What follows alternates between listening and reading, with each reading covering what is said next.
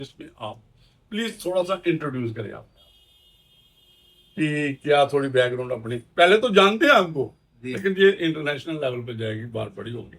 थोड़ा अपने बारे में बताएं थैंक यू। ताकि लोगों को पता थैंक यू, चले, थैंक यू थोड़ा सा शॉर्ट में थैंक यू सर। इंट्रोडक्शन अपनी। मेरा नाम SP वर्मा है। मैं प्रोफेशनली सिविल इंजीनियर हूँ और मैं गवर्नमेंट जम्मू कश्मीर में एज ए सिविल इंजीनियर मैंने काफ़ी देर काम किया। लेकिन 90 में जब मिलिटेंसी शुरू हुई तो मैंने वॉलंटियर रिटायरमेंट लेके तो एक वॉलंटियर के रूप में पीस के लिए जो है वो काम करना शुरू किया। और पद्मा विभूषण डॉक्टर निर्मला देश पांडे जी जहाँ आई थी 90 में, तो उन्होंने ही प्रोग्राम जो है वो ऑर्गेनाइज किया और हम सबको लोगों को इकट्ठा किया। और बाकायदा जो है वो जब जो मिलिटेंसी शुरू हुई तो हमने पीस प्रोसेस की स्लोगन जो है उसको इम्प्लीमेंट करने की कोशिश की।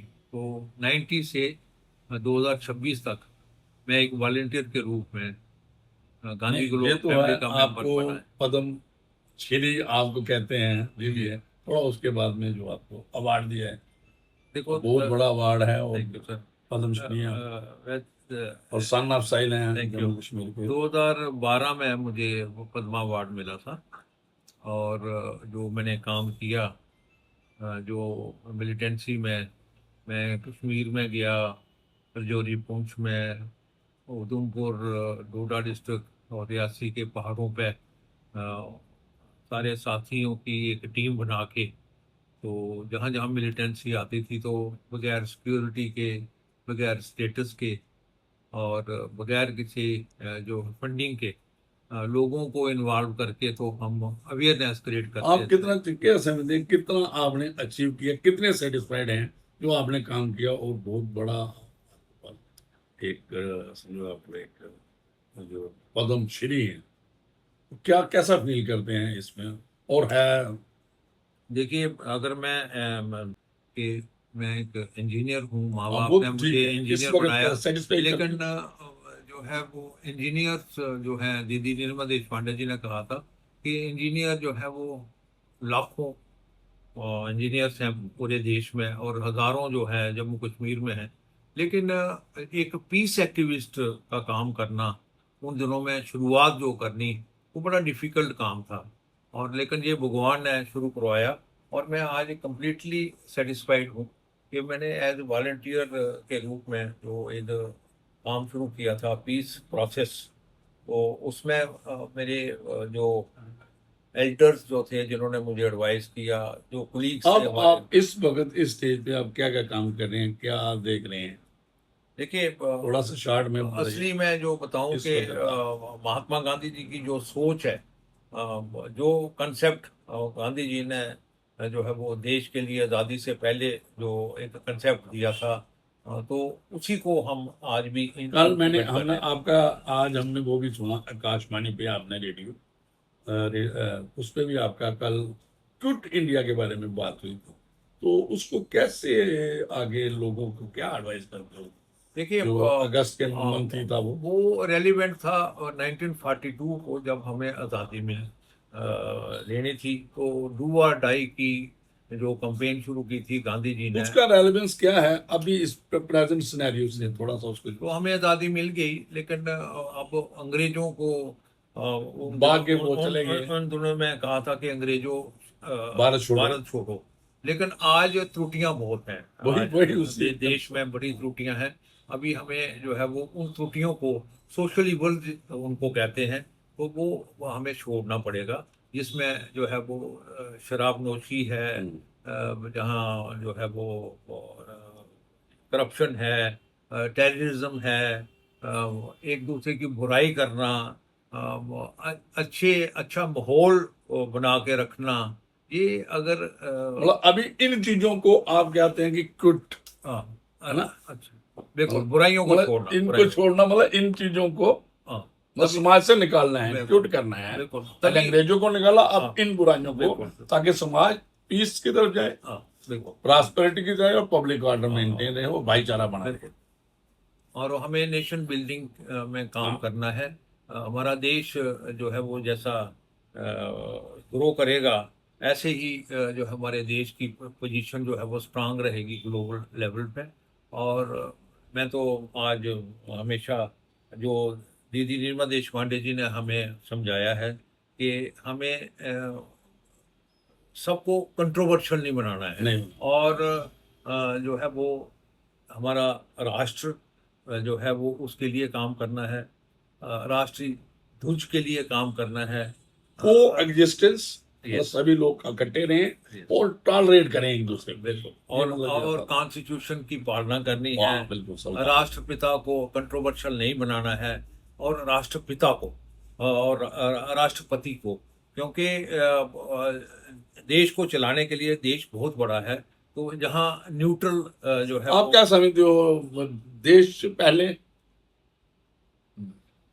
देश पहले होना चाहिए? एक होता ना, देखो एक है मतलब आपकी, जहाँ पार्टी पहले, पॉलिटिकल पार्टी प्रेफरेंस देते हो या देश को प्रेफरेंस देना देखो, चाहिए?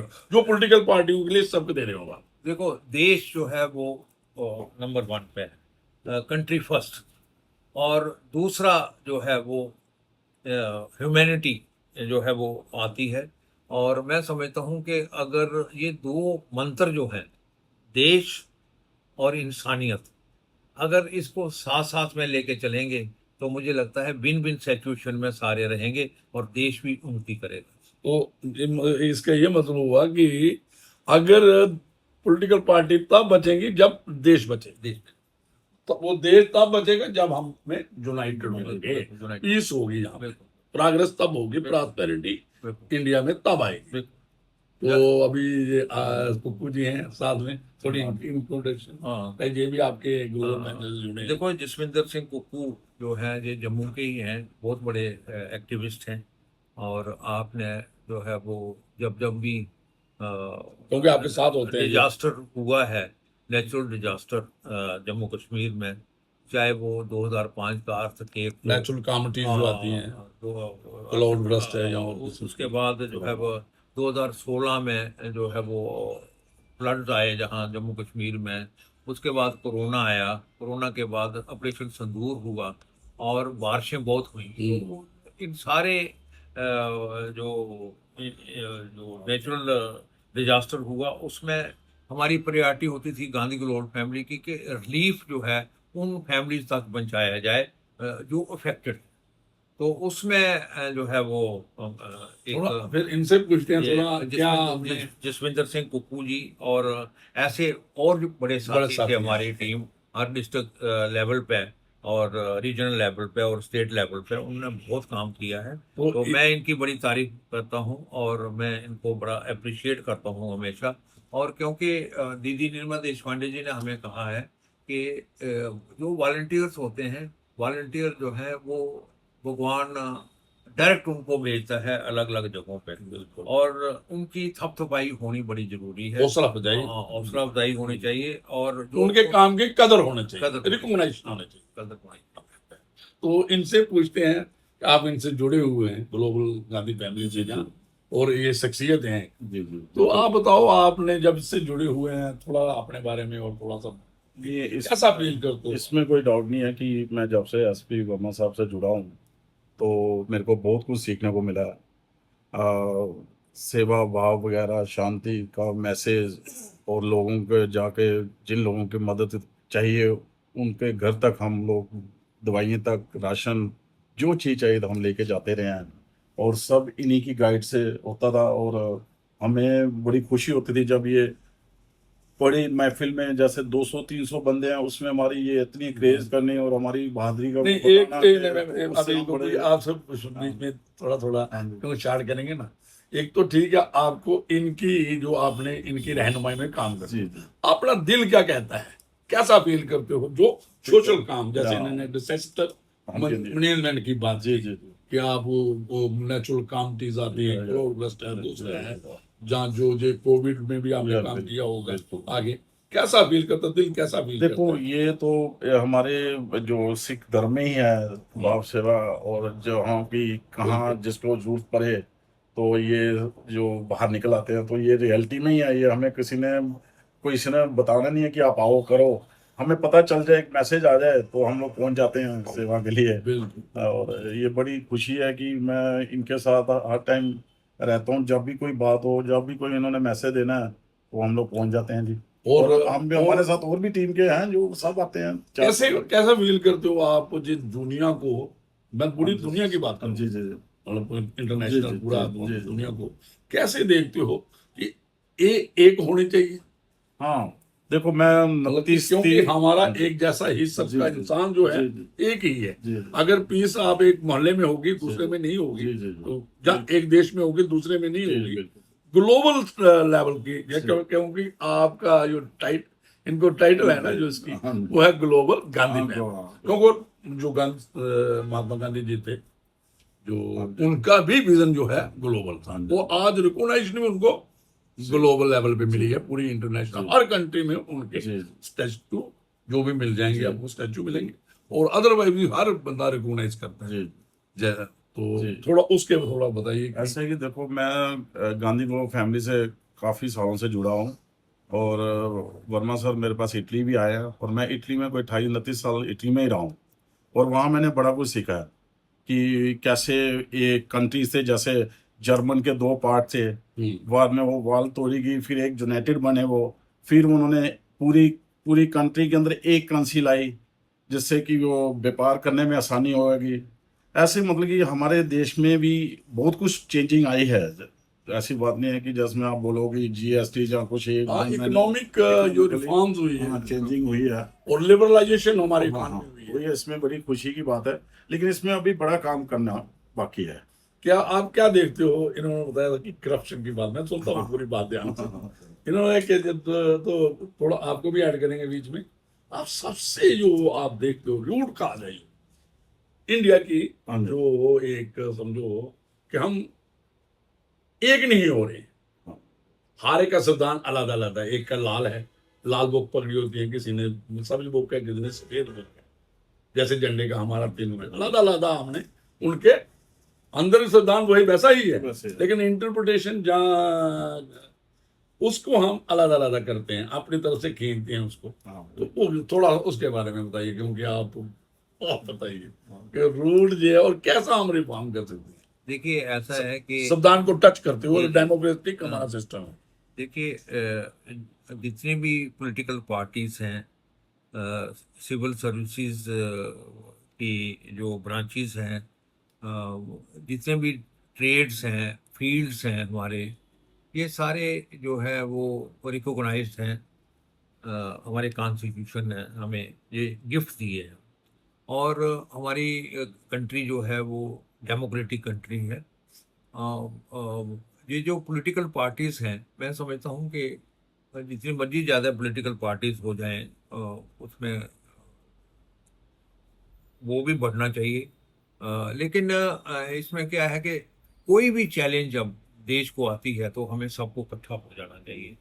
और कुछ मुद्दे हैं ऐसे जिससे हमारा देश जो है वो आगे बढ़ सकता है और बड़ा स्ट्रांग और ग्लोबल प्लेयर बन सकता है, और उन इश्यूज को आइडेंटिफाई करना चाहिए हमें। मैं थोड़ा सा सजेस्ट करूं कि इशू जैसे जी सबसे बड़ी है बात कि डेमोक्रेसी जो है ना, या कॉन्स्टिट्यूशन को इनको स्ट्रांग करना है, एक और जमहूरियत, एक तो संविधान और डेमोक्रेसी इंटरकनेक्टेड है। बिल्कुल। मुझे लगता है अगर ये लोग इकट्ठे हो जाएं, जो थ्री पिलर्स हैं, जी और फोर्थ पिलर आपका प्रेस है, जी लेकिन आज मैं देख रहा हूँ सारा डिवाइडेड है, सारा समझो एक्सट्रीम में बात नहीं करूंगा। आप कैसे देखते हो इसको? देखिए ऐसा है कि महात्मा गांधी जी ने 100 साल पहले ग्राम स्वराज की बात की है। बिल्कुल। और आज भी अभी ग्राम स्वराज जो है वो फुल हमें मिला नहीं। नहीं मिला है। गांव के अंदर, पहाड़ों के ऊपर, नदी नालों के पार, पंचायती राज सिस्टम का क्या क्या कंसेप्ट है, इसके बारे में थोड़ा इसमें जो तो थोड़ा है। वो लोग जो है वो इतने मेन स्ट्रीम में नहीं आए हैं जिनका मैंने नाम लिया। तो उनको भी मेन स्ट्रीम में जो है वो लाना है। हाँ हमने। और लेकिन ये सारी जो ये जो फील्ड्स हैं, सबसे बड़ा फील्ड जो है वो पॉलिटिकल, बेसिकली देखा जाए तो। बिल्कुल। तो हमने जो है वो एक प्रपोजल दिया था गवर्नमेंट ऑफ इंडिया को कोई 40 साल पहले कि कोई पंच बनता है, कोई सरपंच बनता है, कोई कारपोरेटर बनता है, कोई एमएलए बनता है, कोई एमएलसी बनता है, या मेंबर पार्लियामेंट बनता है, उसके लिए जो है वो कोई कोर्स हो। क्योंकि जो सपना हमारे फ्रीडम फाइटर्स ने लिया था और कितनी हार्डशिप में उन्होंने जो है वो काम किया, और कईयों कईयों तो जवानी में ही जो है शहीद हो गई। बिल्कुल। लेकिन अपने देश को जो है वो बड़ा जो है वो देखना चाहते थे। ग्लोबल प्लेयर बनना देखना चाहते थे। तो वो क्या सपना था, उसका एक करिकुलम बने और उसका कम से कम जो है वो 15 दिन महीने का एक कोर्स हो, जिसमें कंपलसरी हो। ये जो मैंने पोस्टें बताई आपको, अगर कोई इलेक्शन लड़ना चाहता हो ठीक। तो उन प्रॉब्लम्स का पता होना चाहिए। मतलब आपको इनको शॉर्ट में क्या, इनको सेंसिटाइज करना है पॉलिटिकली सेंसिटाइज भी और करना है, सोशली, तो इनको पता होना चाहिए हाँ। सोशल प्रॉब्लम्स क्या क्योंकि है, क्योंकि हमारे conflicts क्या हैं? हमारे पॉलिटिकल पोजीशन जो है वो इलेक्शन में आ जाती है और विन कर जाते हैं, लेकिन उसके बाद एक टर्म जो है वो उनको पता ही नहीं चलता क्या कि होता है। हाँ, हम बिल्कुल। क्या काम करना है हमने। ठीक। तो इसलिए वो पहले ही सर्टिफाइड कोर्स हो, एक उनको पता हो कि हम अगर इलेक्ट होते हैं तो हमें क्या काम करना तो फिर मैं ये कहूंगा, जो आपने कहा बड़ा अच्छा ये पॉइंट आपने रेज किया, कि जो एक इलेक्शन कमीशन ऑफ इंडिया एक एक कैरिकुलम जो आपने बात, मैं आपका ही उठाऊंगा, एक वो बना दे जहाँ एक रिकॉग्नाइज हो और उसको रिकॉग्नाइजेशन मिले कॉन्स्टिट्यूशन की, संविधान की, लेजिस्लेटिव एक कानून आ जाए। पर जो लोग बंदे जो जो इलेक्शन आपने बताई, ग्रास रूट लेके पार्लियामेंट तक, पंचायत की है, एमएलए की है, जो भी है, लेजिस्लेटिव जो भी है, इलेक्शन होने, इनको एक कोर्स करके एग्जाम पास करके आना है, है। जहाँ उनका कुछ कोई कहीं से सर्टिफिकेट मिले हाँ, तो कि यार इज इसको सोशल कॉन्फ्लिक्ट का पता है, इकोनॉमिक, जो मैं हम नहीं कहते कि एजुकेशन जो स्कूल वाली आज जो बात कर रहे हैं, हम कहते हैं कि इसका एक मैंडेटरी हो। इलेक्शन कमीशन कर सकता है, उसको वो कर सकता है, ऐसा होना चाहिए। अच्छा एक और बताइए जी, मैं जो अब हम देख रहे हैं, जो आपने कहा जो इकॉनमी है ना हमारी, ये कैपिटल इकॉनमी बन रही है, जिसके पास पैसा है वो पूरी कंट्रोल कर रहा है जो हमारा ह्यूमन रिसोर्सेज है। मीन सुनिए, और हम क्या जा रहे हैं, शहरीकरण की तरफ जा रहे हैं। हम देखो, हमारा ट्रेडिशनल जो महात्मा गांधी जी ने कहा कि 80% जो हमारा जो आप, क्योंकि मैं तो आपको ही, वो सारा भारत जो है, इंडिया है, वो गांव में बसता है। अगर हम इस महात्मा गांधी के रास्ते पे चलते हुए अगर एक लोगों में ये चाहें और गवर्नमेंट ऑफ इंडिया से ये एक मांग करें, और यही हमारा संविधान भी चाहता है कि जो एक यूनिट है, एक फैमिली यूनिट है, उसको सेल्फ रिलियंट होना है। सेल्फ मतलब अपने ही, समझो उसके घर में ही गाय हो, पोल्ट्री यूनिट हो, उसके पास छोटा सा एक अर्जाइनिंग एम है, वो अपना फ्लोरिकल्चर, एग्रीकल्चर, ये हार्टिकल्चर, ये सारा सिस्टम उसको किसी पे डिपेंडेंट रहा। देखिए मैंने एक बात की, हमारे पास कुछ कश्मीर से लोग आए थे, जहाँ पे बात उन्होंने कहा, ईरान में ईरानियन सोसाइटी जो है, ये सोसाइटी जो आप गल्फ कंट्री देख रहे हो ना, सऊदीया वगैरह या दूसरा, ये किसी तरफ भी इकॉनमी इनकी खत्म हो सकती है, लेकिन ईरान की नहीं, क्योंकि वो सेल्फ रिलियंट सोसाइटी है, खुद वो उगाते हैं। वो सारा जो बाहर से आता है, जो ये वाली कंट्रीज है, ये उनके घर ही शाम को उनको कहीं बाहर नहीं जाना पड़ता। कहते हैं जिसके घर में गाय है वो सभी स्वाद को जीत लेता। तो मेरे जो हमने जी इसके बारे में देखिए, लोगों को एक काश, महात्मा गांधी जी साउथ अफ्रीका से जब बॉम्बे आए थे, तो ये 1916 की बात है।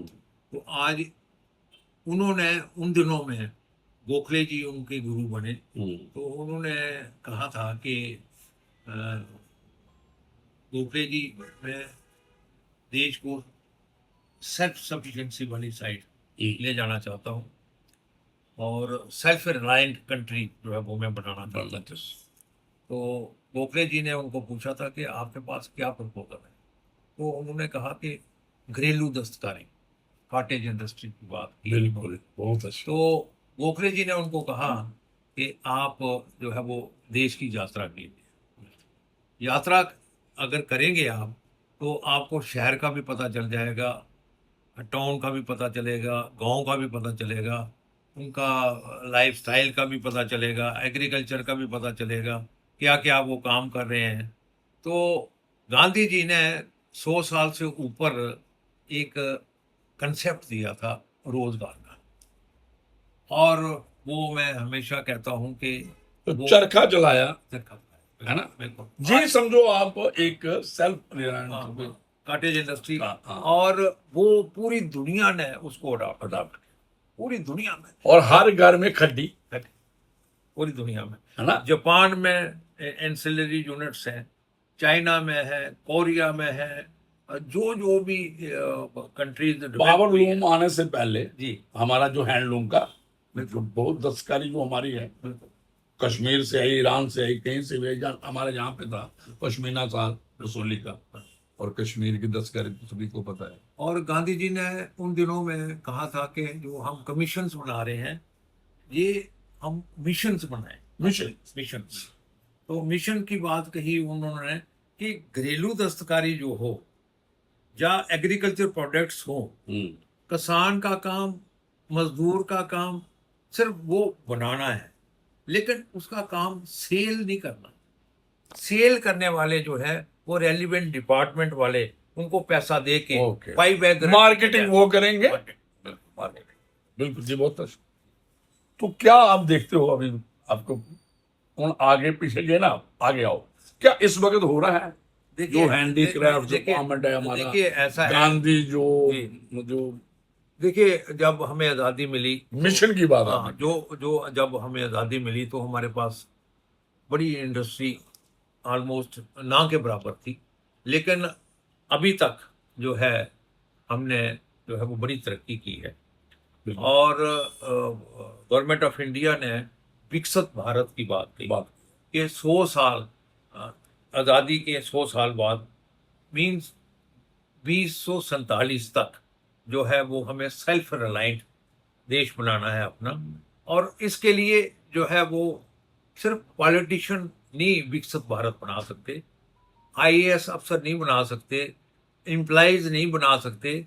यहाँ civil society, farmers, teachers, professors, मजदूर्स, ये इन सबको कॉन्फिडेंस में लेना पड़ेगा।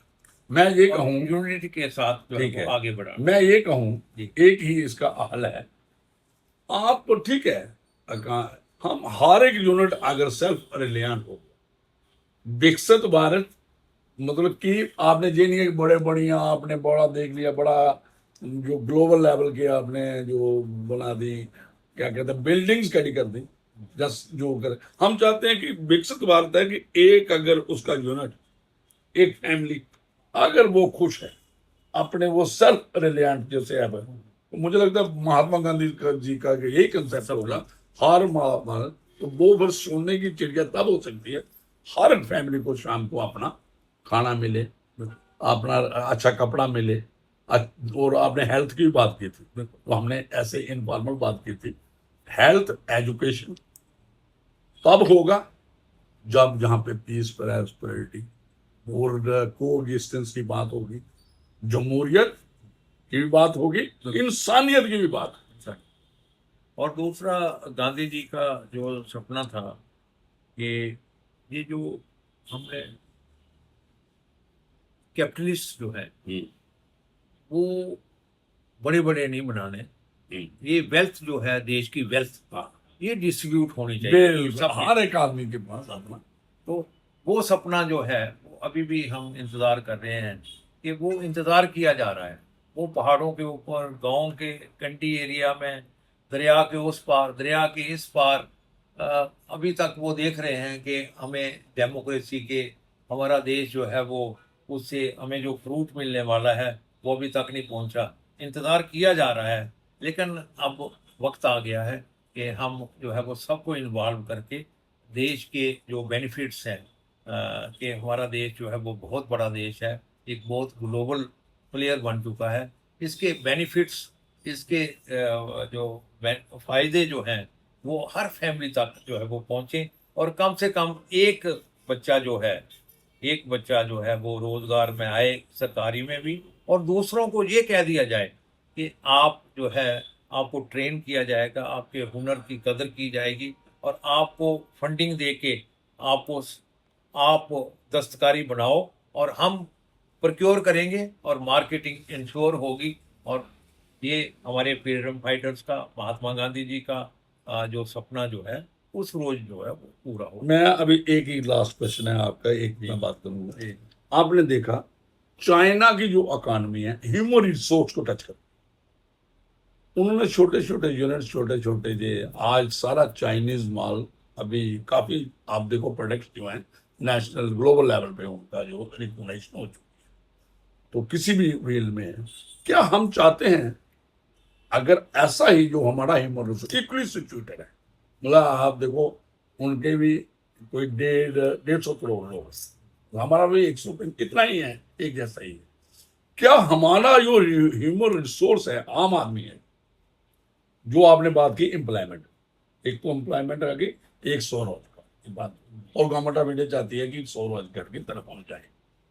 तो क्या हम उस पैटर्न को, चाइनीज को और जो सिस्टम है जो उसको अडॉप्ट करके, और जहाँ स्किल डेवलपमेंट टेक्नोलॉजी बेस्ड, जैसे माइक्रो चिप्स है, जैसे हमारी इलेक्ट्रॉनिक वो है, जो कन्वेंशनल एनर्जी है, क्या हम उस तरफ लोगों को ले जाएं ताकि एक तो हमारी रिक्वायरमेंट अपनी पूरी हो, हमें बाहर नहीं जाना पड़े, तो एक जो है कि उससे ही हम एक्सपोर्ट करेंगे मैन्युफैक्चरिंग हो, देखिए ऐसा गांव लेवल पे जैसे ऐसा है कि विद न्यू टेक्नोलॉजी। जी, ऐसा है कि ये जो हमारा देश है, मैं तो गवर्नमेंट ऑफ इंडिया को, जो आईरफ्स हैं, जो पॉलिसीज बनाते हैं, मैं उनको भी अपील करना चाहता हूँ कि इस चीज़ को रिव्यू किया जाए जो आपने बात कही।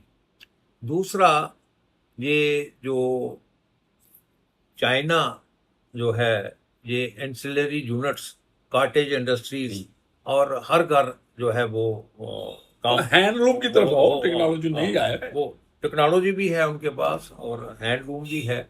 और दूसरा जो है वो सबसे बड़ा ह्यूमन रिसोर्स जो है वो हमारे देश में है। और चाइना में ह्यूमन रिसोर्स है। ह्यूमन रिसोर्स को अगर हमने टैकल कर लिया तो मैं समझता हूँ कि हम जो है वो बहुत बड़े प्लेयर आप नई नई बातें ऐड करते जा रहे हो।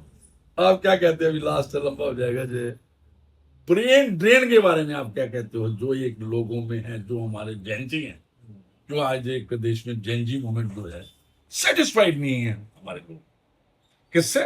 एजुकेशन से। आपने देखा दो बातें मैं कहूँगा, एक एम्प्लॉयमेंट सिस्टम, तो देश को रोजगार कैसे देना, स्वरोजगार कैसे बनाना है, एक जो कॉन्फिडेंस है ना लोगों में, ट्रस्ट डेफिशिएंट भी है, जो गवर्नेंस की बात होती है। और दूसरा है अगर हमारा एजुकेशन सिस्टम और एम्प्लॉयमेंट सिस्टम हो जाए, ठीक, मैं बात नहीं करता हूँ, मैंने कल भी बात की थी इसको, तो मैंने कहा था कि अगर ये नहीं हुआ तो जेनजी मूवमेंट बहुत हाई लेवल पे होगी, क्योंकि जो बच्चों का है वो इसी स्टेज पे बात है। देखिए तो एडवाइस करें कैसे, आप तो सारा एक्सपीरियंस्ड आदमी हैं। देखिए ऐसा है कि हम सारे हिंदुस्तानी हैं और हमारा फ्यूचर, हमारे बच्चों का फ्यूचर जो है वो हमारे देश के साथ जुड़ा हुआ है। बिल्कुल।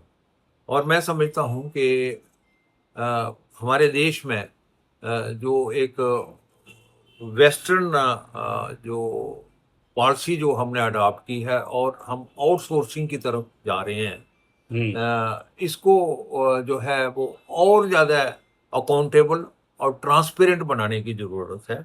और मैं समझता हूँ कि अगर हम सारे हिंदुस्तानी अपनी अपनी जिम्मेवारी जो है वो स्ट्रिक्टली जो है वो उसको डिस्चार्ज करने की कोशिश करेंगे तो मुझे लगता है कि एक ट्रांसपेरेंसी भी आएगी और लोगों को विश्वास भी बनेगा जो हम जो है वो होना चाहिए जिस प्रोसेस में हम चल रहे हैं।